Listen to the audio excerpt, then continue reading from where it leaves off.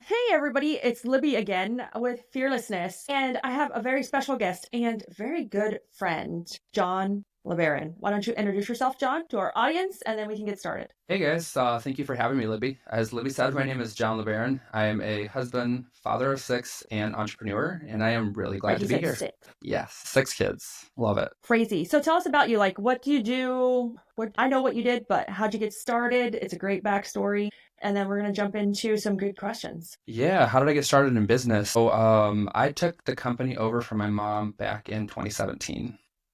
And she was at about six figures of income, and now we have taken it to a multiple seven figures of income. My company really runs itself. I think I maybe work like 30 minutes to an hour a week in my business.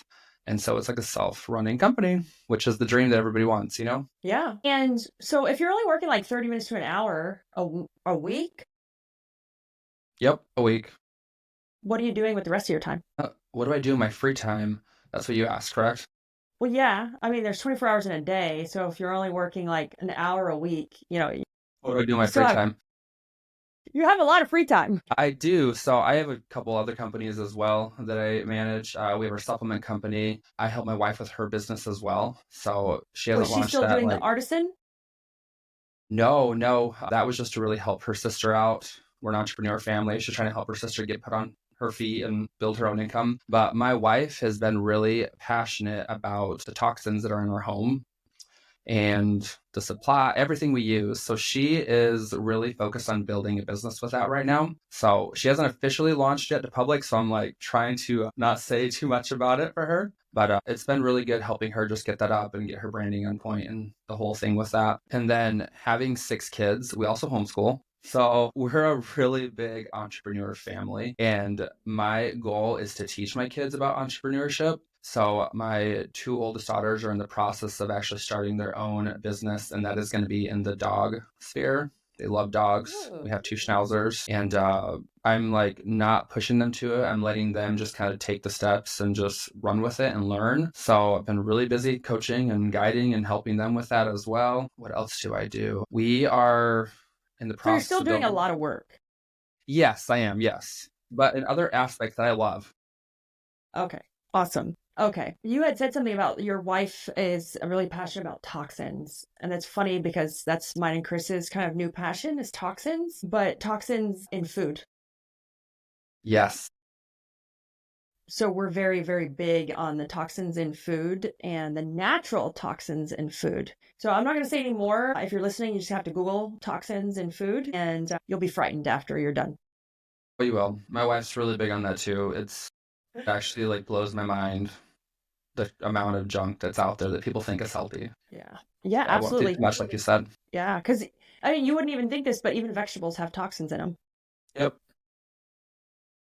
I know. So It's crazy. it's crazy. It's crazy. But, anyways, so, you were working like you took the business over from your mom. By the way, his mom is amazing. So, I mean, it's no surprise that, Jhon would be just as amazing as his mom.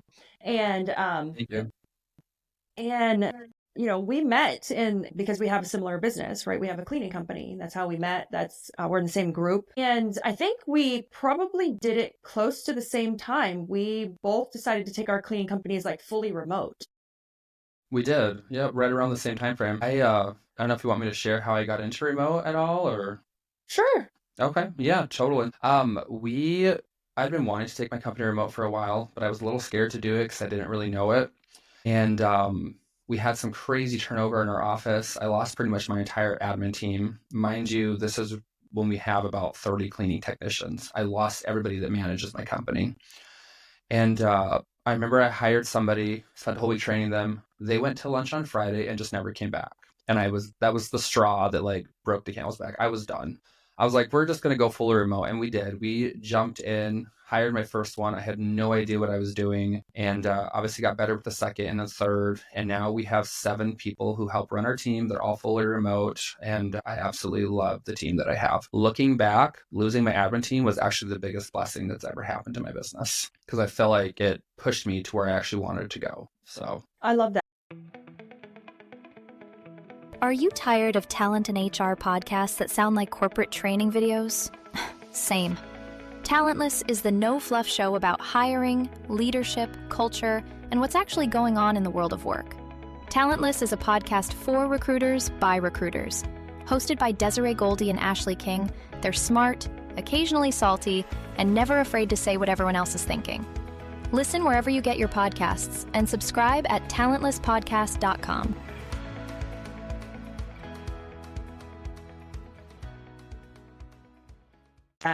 And you had said the whole she went to lunch on Friday, never came back. It's funny, we had somebody do that to us almost. We were onboarding somebody and they hadn't quite started yet. We asked them to send a picture of themselves to us so we could make their name badge and like put it on their like icon of the like their login. And they sent a picture and we looked at it and we were like, that's not the same person that we interviewed.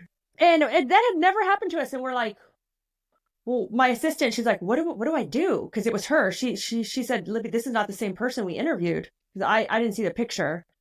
And I was like, I don't know, ask her. Like, call her up and like, let's get on a Zoom with her. Give her a phone call before she actually starts. Like, let's ask her. And dude, Marilyn got on a Slack huddle with the person and started talking. And when Marilyn asked her the question, she like dropped off Slack and logged off of everything. Oh gosh. I'm like, how did this person not know that we were not going to tell that? I don't know if she thought we were like some giant company and like the HR department's different than the people that she was going to actually work with or for. I have no idea. It was just hilarious that like, it's as bad as going to lunch on Friday and they didn't come back. That's after I'd spent like a whole week. I was there all day training her. And then she's like, all right, I'm going to go to lunch. I'll see you in like 30. And then 30 minutes comes by and she's not back. And then 45 minutes. And like an hour later, she texts us and she's like, yeah, this is just not going to work out. I was like, it was going so well. What happened? But like I said, it was such a blessing because it really did force me to go remote. And now I'll never go back. So, I learned, and it was weird because when I built Woot Recruit, we're fully remote. We don't own anything. Like there's no building, there's no rent. I had a coach and he's like, because he come from software, but he was older software, like Microsoft, where they have a building. And he's like, you have no line items for things like cell phone expenses or phones or rent. And I'm like, well, we don't have any of those things. And if we have a phone, it's built into the software. And I'm like, we don't have that. And meanwhile, Organize It, the cleaning company was over here and I had this big office and it was fancy and it was pretty and I had all my culture stuff on the walls and it was so interesting because it didn't matter. Believe it or not, the remote company, Organize It, had better culture because it took more effort in having better communication. And so when you learn to communicate, I found like when you learn to communicate at the level that you need to communicate to run a remote person, it just like there's this transparency and this simpatico and everybody understands and they're in line and they know the mission and what we're trying to do versus even with an office, the culture wasn't as strong and organized as it was in Woot Recruit. And then I decided to take Woot Recruit totally remote. When did I do that? I did it total remote almost a year and a half ago. Around the same time I started doing mine. So yeah, and it's been great. Like we're no longer limited by local talent pools. We can recruit and source people from anywhere in the United States or world, nearshore, offshore, locally, not locally. But I think also like it gives, I don't know, there's a lot of interesting like aspects. It gives me the freedom. Like I don't feel bad not going to the office because the office is Slack. Yep. And the office is Google Chat. We have 2 offices and I don't feel bad on that part. But then also your overhead isn't as high. So it allows you to probably it allows us to pay better. Hey, this is William Tincup, and you should know about the You Should Know podcast. It's a topical, fun podcast with Ryan, myself, and a guest, or guests, plural sometimes, and we tackle the most timely topics of the day. Give it a look, give it a listen, and subscribe. Thanks. We can offer Instead better of thinking better incentives, better benefits, because people are like, oh, you're just hiring remote because you're hiring a $5 person from the Philippines. I'm like, I ain't got one of those people that work for me. They don't work out. They don't work out. They really don't. When I see people struggling with remote workers, my first question is, how much are you paying them? Because if you're going for, and I don't mean this in a bad way, but if you're going for like the bottom tier of like $5 an hour as a person, that's going to reflect on the quality of work that you're getting from them. So. Well, also in their experience and the level of talent that you need. 100%. So like I could pay like a good living wage anywhere what does it matter like where they are? So I didn't go remote to save money. I went remote for the flexibility and freedom for everyone, because even my office staff wanted to go remote. I'm like, Yeah. we even consider our cleaning technicians remote now. Yep. They don't work in the office. They work remotely. They work from home because they leave from their home. Yep. Yeah, we did the same. We didn't go to save money. I did it because of the talent pool. I feel like it opens you up to candidates that you otherwise wouldn't have available for you. And now it's like I can hire anybody from anywhere that meets what I'm looking for. And then we're really big on family in our business. And what I love about remote is that a lot of my team members have kids. They actually joked what was in the water at our office because 4 of my office staff members were pregnant at once. So I'm like, it's not the water, guys. You're all remote unless you guys are shipping each other water, but it's not the water. So we're really big on family. And I love that because I feel like my team gets the best of both worlds. They do a really good job. They're hitting their numbers. And that's what really counts. So yeah, I mean, we're the same. Not very many people in our company have kids that are in the office, but one of my biggest pet peeves with remote is like if we're in a meeting, my team used to get so embarrassed if there was like a noise in the background or like the dog barked or the kid made a sound. I'm like, I don't care. Like, don't worry about it. Because they were just like, oh, no, I'm sorry. I'm like, I don't care. Have you seen my crazy house? Have you seen mine? Like, I don't care. That's fine. That's one of the things of, working from home. As long as you're doing your job and you're hitting your numbers, like you said, I don't care if there's somebody asking you a question or a dog barking in the background during the meeting. Like, those things don't bother me. And I hate that they were so like scared or ashamed in that moment. Like, oh my gosh, I'm going to get fired. Yeah, I had a Crazy. situation like that with one of my salespeople. Her baby actually woke up early during a nap while she was on the phone, and she was freaking out, like, what do I do? But it ended up being that customer booked with us because they saw our values, which is family. They were like, how amazing is that you work with a company that allows you to be at home with your kids? Like, we want to sign up with that company. And so she booked them. Now, I'm not saying I want that to be the standard. Like, no, that can't, but exceptions happen every now and then. Yeah. I was going to say, what was your biggest learning lesson going remote? What was my biggest learning lesson going remote? That would have to be having the structure and the training and the processes all set up. Our first person, we got lucky because she had experience working remotely before. So I just kicked her out of the nest and she flew. I had nothing set up. I had no training, nothing for her. And then I was like, you know what, we're going to hire a second person. I think we need to have some training stuff going for this. So we really started just building up our training. And by the third person, it was even better. And I got it so specific. Like, I had a whole email template that I would send them like, hey, this is your login for this. I need you to reply to this and let me know you got it. Check in with this person. Like, it gave them very specific instructions of what to do. And I think with remote work, you kind of have to have that. You have to be very detailed as far as what you want done, but then trust your team that they're going to do what they need to do. Yeah.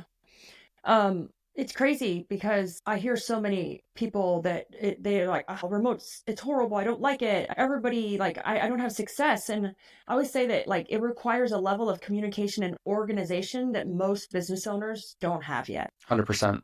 100%. Because it's easy to like hire someone in the office and look over their shoulder and kind of tell them what to do every 5 seconds. And that means when we're small, we don't have those processes nailed down yet. And we don't even know what we're doing. But so many people want to go remote that to save money, right? Or for flexibility, maybe to save money because they don't want the office. What would be like a great tip that you would tell them how to get started? So many people ask me like, how do you get started? Where'd you find your first one? And like, what should be the first step I should do to get started if I want to go remote? For me, it was pick the most challenging position that you want to take remote, which was scheduling for me. I do not like scheduling. So I knew I was going to hire that out. And then I feel like you really have to have your processes in place of what you're going to do. I mean, it could be a Google sheet and write down everything that they need to learn in that Google sheet with links to the videos or whatnot. But I think the biggest thing is a mindset shift of getting over the fear of going remote. I was so afraid that we were going to lose our culture, that customers were going to be angry, that my technicians weren't going to be happy. No, none of that happened. No. So I feel like everybody is happier because of it. Yeah, and so I'm going to play the devil's advocate here. I'm going to be like, well, I can't hire a scheduler that's remote because they don't live here. How will they know my service area? I've heard that before too. My comeback to that is you just have to give them a map and let them know where you service and what areas you don't service. And a lot of softwares will let you put that in there of like, hey, we don't service this area, or we do, and set parameters up like we do. Like they can't cross, I mean, they can go from one town to the next, but they cannot skip a town to go to another town. Like it has to be touching the towns too. And so Yeah. I feel like just with time, they'll get better and better at it too. They'll start to learn the area. Yeah, I like that. The only reason I said this is because I've heard it 100 times about like, oh, I couldn't do that. They won't know the area. I think for me, one of the biggest things I've seen that was like the fear of remote is people have a lot of trust issues. It's that whole trust. Do I know that they're just working for me? Do I know that they're doing their job? No, you don't. But you do know if they're getting to the end result. Like if you've cleared what is the end result? What does their numbers look like? Then you know if they are doing their job. But there is no way, because so many people ask, do you know of a screen recording device or something that can monitor their computer? I'm like, I'm not watching those recordings or that crap. Like, I am not a micromanager, and neither are you. You're not going to reference it either. It's going to give you a false sense of hope, this false sense of versus like, if you could communicate great and you had the job description and the role and everything they needed to get to, people aren't like inherently bad people. They're not. They're inherently good. And I think for me, how you combat that is you just have to know the numbers and what the end result is, like you said. Hey, if your goal is to sell this much per month or per week and you're hitting that, we're fine. If you're not hitting that, there's a reason, and we're going to talk about it and we're going to figure out what that reason is. And I think another key that's super important to going remote is giving each person a KPI, like a number that they need to track and a goal that they need to be hitting. And if they're hitting that, cool. I don't need to like sit there and be micromanaging everything that you're doing. Yeah. And so we love remote, and it's been absolutely amazing. I want to switch over from remote and to some of your other companies. I know you have the supplement company. Is that ran remote as well, I'm assuming? Yeah, we actually just took that remote a couple months ago. Again, we had visions of this gorgeous big office we were going to get and just the culture. And I'm like, no, we're not doing that. So yeah, that's actually a remote office now too. And it is self-running. We use a lot of technology in that company, and we actually partnered with somebody else. Like before, we were fulfilling the orders ourselves. We had a staff member that was fulfilling the orders. We took the whole thing remote, and now we partner with like a third-party fulfillment service that fulfills our orders for us, and it's really hands-off. We are That's embracing great. the remote thing. Yeah, you are. And I think like we could nail this down a little bit more for anyone who's thinking about it or struggling with it. And I know that like in my days, you see the way someone's running their business and you think, oh, that's how I should do it. That's the way it's supposed to be. And, we all envision like the beautiful sign on the front of the building with our logo on it and like conference rooms and like I want plants in my office and, I want the name on my parking spot. I don't know if you know that deep, but I did. I went that deep. So, I don't know if we're like, and I think, at least for me, because when I got rid of the organized office, I had spent money to have like this wall of values. It was like this whole wall of like these like motivational words. It was beautiful. And I had new furniture and I had all this stuff.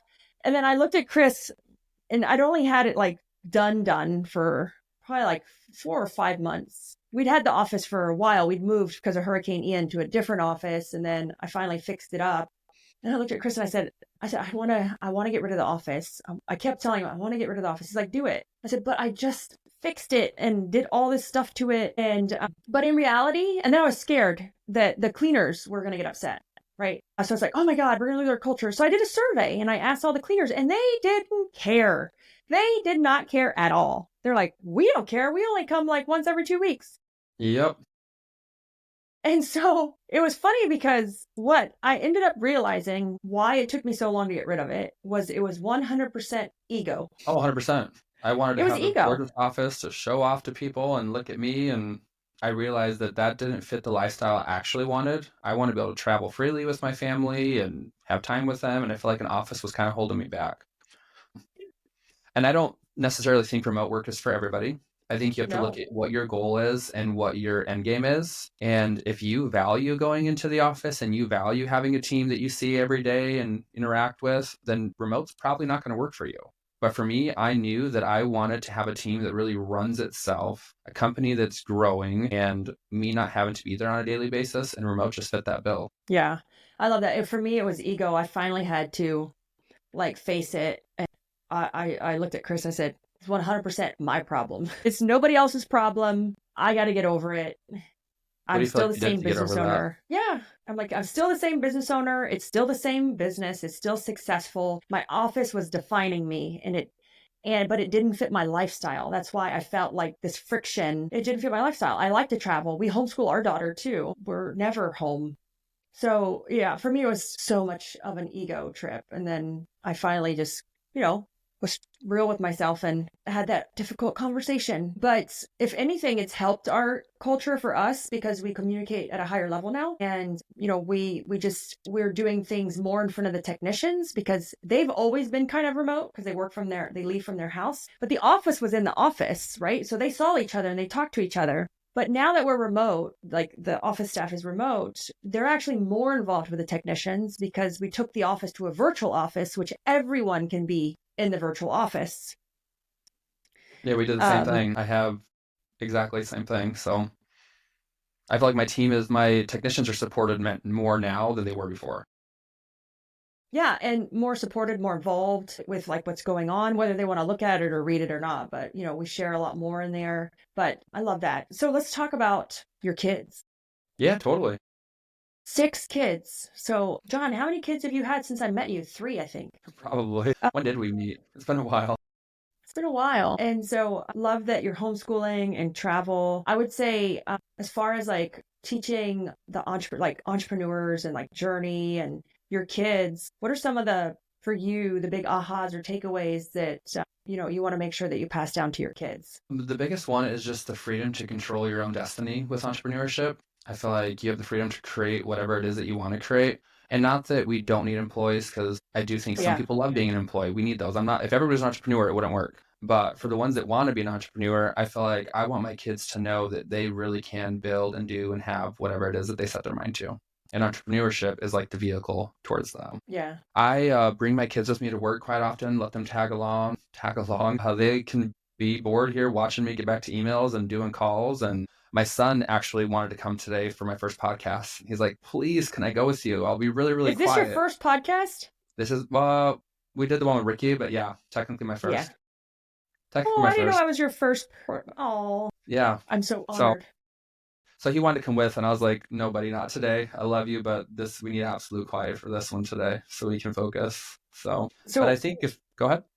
No, I was going to say, how do you manage the kids while you're homeschooling and working from home? A great question. How do I manage the kids while we're homeschooling and working from home? We do homeschooling a little bit different than a lot of people do it. We do it where it's student-led. So I let my kids focus on the topics that they're intrigued in, that they really value and love, because I feel like if someone's going to force you to learn something, you don't want to learn it as much as learning about what you absolutely love. So that's really big for us. And then 2, my kids just know, hey, dad's working right now. We can't interrupt him until they let me kind of do my work. But I'm actually I call it my studio. It's like my podcast studio. It used to be my little admin office for my supplement company, which went remote and we no longer needed it. So I converted it to my studio. So if I need extra quiet, I can just come work here. Okay. That's nice. Yeah, for us, it was a little bit of a challenge to get Yaya to not like come into the camera. You used to be able to see her head creep up from the bottom and she would come back down and she'd be behind me or because she loves to be on camera. Like she loves to be on camera. And so we've had to, so she's a little bit older now than when I first started, like a year and a half, 2 years ago. But now she understands. So now the way she helps us or gets involved when we're like doing Zoom meetings or even in a podcast or a coaching session, she'll bring me she'll serve me. She'll bring me like a cup of water and Mom, here, I got you a snack, because she knows that she can't talk. So, and she'll be super quiet, but it's her way of like being involved and helping. It's funny. Yeah, and she only goes to school 3 days a week. Not go to school. We call it go to school. School 3 days a week. She only does school 3 days a week. That's really cool. Yeah. Yeah, my daughter was the same way. She knew I was coming, so she sent me with a protein shake. I'm like, thank you. Yes. So that's how Yaya helps us out. And she only does school 3 days a week. And then the other 2 days, like Monday, she doesn't just go Wednesday and Friday. She tags along with Chris on Wednesday and she tags along with me on Friday. Like no matter what I'm doing, she's coming. Like the other day, we went to the attorney's office and I'm like, we're going to see the attorney. I think that's key though, because that's how they learn real practical, real life skills. Like by watching what you're doing. So I used to have the mindset of like, oh, if I bring them to the office, we're going to have to entertain them and it's going to be really hard. And then I switched that. And I was like, no, they can come and sit there and be bored and watch me and learn and ask questions if they want to. I think that's setting them up for a better future than if they didn't have that. So I love that you guys do that. Yeah, that's awesome. I love like the mindset shift. I was the same way. I thought that we'd have to entertain Yaya for the longest time when she was small. And then finally I was like, she can entertain herself. Like she can just sit there and be miserable. So, before we start to wrap up, besides, the company, the cleaning company and the supplement company, and I know your kids are working on a few things, which I love. Do you have any other things in the works that you're working on? Yes. I am working on some top secret stuff that I'm not ready to reveal yet. Okay. Top secret stuff that you're not ready to reveal yet. I'm working on a podcast for myself too. Nice. Yeah. So we just got we got in a network. So we're super excited. So we are in the Work Defined network. So we're an endorsed podcast by Work Defined. We have not actually said it publicly yet, but we've signed the contract and the deal. And it's been a learning adventure. And, for everyone out there who wants to do a podcast, here's how not to do it. Is to think it is a sales call. I was on a podcast the other day and all they were trying to do is tee me up to sell me something. Like that's it. And the same thing, I have a podcast tomorrow and I have a feeling that they're just going to tee me up to try to sell me something. And a podcast is literally about your conversation, your personality, like who you are, and giving out, like freely talking and expressing and sharing your journey and other people's and your friends. Like that's why everyone that's on my podcast, I know personally so far. Hopefully I don't run out of friends to bring on here. But by doing that, like we haven't had ours, we've only had ours a year.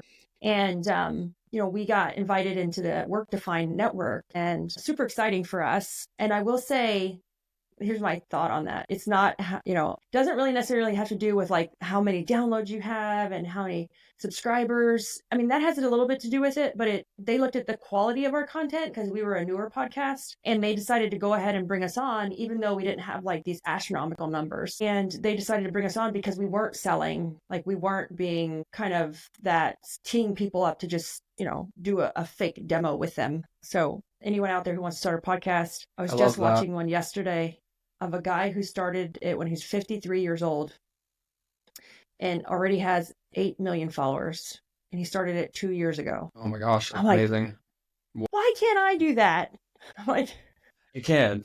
It'll happen. I know, I can. My It's goal happen. with the podcast is really not to, and I guess I'm announcing it now. So yay, I'm doing a podcast. Well, so to give you some, before you say this, these are recorded, so it'll drop in a few weeks. So you have a few weeks. Okay, perfect. As you know, like I've said before, my goal was to always work with dads on building a business, right? And I just didn't know how that was going to look. I was like, okay, I'm going to teach a program, but that just didn't feel right with me. I was like, what am I going to do? I wanted to do coaching and be a coach in CBF. That just didn't work. And I was like, what is it? And then, I don't know, it clicked, a podcast. I was like, oh my gosh, I can sit down with people and talk to them and ask questions and really help them build a business that runs without them. Is kind of what my podcast was going to be about. So it's going to be all about remote work and literally building a business that runs without you. Love that. And I think podcasting it's very popular, super popular, kind of fizzled out. It's popular again. But I think I love that. I was going to ask you what it was about. And I knew that you had wanted to do something with dads. And so I didn't say anything. Thought came to my mind. I knew that's what you were asking when you said it. And one of the best things that me and Chris did is we do Saturday morning dates live, like on Facebook. And we're just sitting there talking, answering people's questions, drinking coffee. It's very like loosey-goosey. I dropped the F-bomb a few times. I've gotten warnings from Facebook to stop cussing. And what we've found is like we have built like major following and we didn't even realize it. And it's not even we're going to take it to a podcast. We're going to take all the recordings and upload them to create our own podcast because we go live every Saturday morning on social media. And Chris is like, I want to take those recordings and just make them an audio podcast. But we didn't even realize like what we were doing until we went to an event and like literally everyone that we saw was like, oh my God, I listened to your podcast, like, or to your Saturday morning dates. They're like, oh my God, I wake up to you every Saturday morning. Like, oh, your health journey inspired me. Like I'm walking every day now. Like I'm doing dates with my husband now. And you're just like, Chris was blown away But like, he's like, oh my gosh, I have that much reach and influence just by sharing my story, like not selling, just sharing how we did it or what we're doing. And so I do love the podcast, like framework, like the platform, because I think it's so giving if you do it right. 100%. And that's what I want to do. My goal is to really help families have more time together. And through the podcast, they can learn different, things to implement or different ways of going about doing things and have fun and connect with people and share. And this was my first official one, I was a little nervous, not going to lie. Not because I've talked to you a million times, but you know how me. it is. I know. I'm like, how it is when you're on camera and you expect it to go a certain way. And so. Okay. So what's the name? Do you have a name yet? When's it launching? Do you have any of that written down? Yeah, I do actually. So it's Founders Freedom Formula. And it is a podcast about building a business that thrives without you. Founders Freedom Formula. All F's. Yes, all F. Okay. I was going to say you could call it like the, I don't know, FFF. 3F method is what it's going to be. Yeah. That's awesome. Are you focusing on men? Nope. I actually have it on my list to ask you to be on my podcast when it's launched. So it's funny because when I first started this one, I was going to focus just on women. Mm-hmm. And then I'm like, but so many of my friends are men. And then, I have a lot of men that reach out to me for help, like with their marriage or advice on marriage, like relationship or even business or help with like organizing their business because, we know maybe that's not some of their strong suits. And I'm like, no, but then I feel like I'd be excluding them if I specifically made it about women. That's kind of the same feeling I had. So which is why I'm going to include both. To me, I really want to find people who are just killing it in business and living the life that I know is possible for so many other people, and using the podcast as a tool to inspire them, not sell anything. I don't want to sell nothing with it. It's just more of like, hey, this is possible if you work towards it. Yeah. So are parents going to be a focus because of homeschool or just business in general? I feel like for me, it's people who have kids for sure. So parents, that way they can learn to spend more time with their kids, but it's not going to be limited to just that. But that is the focus. Okay. Building a business. Go ahead. I was going to say, I don't know. We used to have a topic for this podcast, but it's gone in every which way direction. No, that's funny. Yeah, no, I think that'll happen with mine too. Is I know what my focus is. I want to help them build a business that thrives so they can have time with their family, but I'm sure it's going to go different ways. Yeah, because I think it's just, for mine, it's like entrepreneur, it's fearlessness. It's like, it's that fearless that you like find in yourself, fearlessness that you find in yourself to get over the struggles, the issues, the hard times, the failures. We didn't talk about your failures very much. We didn't. And that's where you create that fearlessness that gets you through the next hard thing. Oh, 100%. One of my failures, like I said, was when I lost my entire team. That got me. We did talk about that. To where I am. That was so important. Yeah. I chose Founders Freedom Formula because we are founders of businesses, and there's a freedom formula out there that helps you build a business that runs without you. We are. Love it. All right. So we will make sure to put all of Jhon's information and maybe his podcast information in our show notes if it's ready by then. Like I said, Jhon, these are recorded and they drop a few weeks behind. But we'll make sure to put your social media handles and any information so that you can reach out to Jhon if you're interested in connecting. And Jhon, I want to thank you for letting me be your first podcast. Yes. Host. Thank you so much for having me. It's been a pleasure. And I will. You're welcome. Look forward to seeing you next week. Yes, we'll see each other next week. Yeah, awesome, we will. Guys. Thank you. Thank you for listening. And if you love this episode, make sure you share it with any of your other entrepreneur friends that may be struggling, or maybe you need to find that fearlessness inside of you. This is a great podcast to follow and to make sure to share. Again, if anyone out there may be struggling when it comes to entrepreneurism, business, employees, or just getting over your own ego like me, and make sure to stay tuned for our next episode.